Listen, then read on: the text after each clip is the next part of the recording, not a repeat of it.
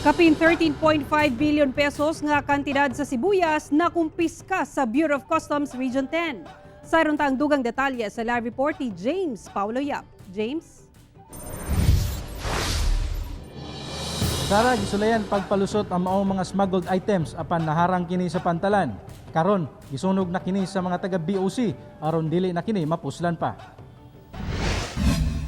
Gipangguba o gipangsunog sa mga personay sa Bureau of Customs 10 ang anaa sa 13.5 million pesos nga kantidad sa mga sibuyas Bombay nga illegal nga gipalusot sa pantalan sa Cagayan de Oro City.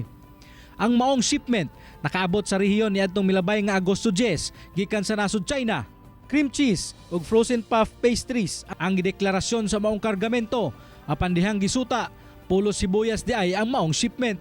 Nakakonsigni sa JD Falyar Consumers Goods Trading. Sabi nga natin, Mr. Collector, pino-forward niyo yung ating mga kababayan na huwag na mag-engage sa ganitong klaseng activity dahil sa nahuli, sayang unang-una ang kanilang mga negosyo, sayang ang kanilang pera at pangalawa, makakasuhan pa sila.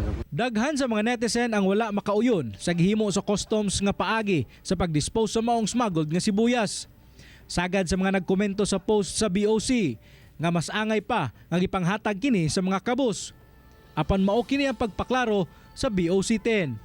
All agricultural products that comes into the country must have phytosanitary permit or clearance. In this case, wala silang sanitary permit or clearance. So health hazard siya, so to speak.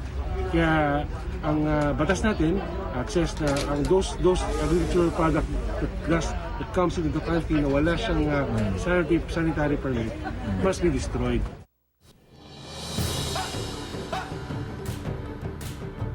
Sara, nangayo karon og pagsabot gikan sa publiko ang taga Bureau of Customs 10. Sanglit nagtuman lamang kini sila sa ilang mandato.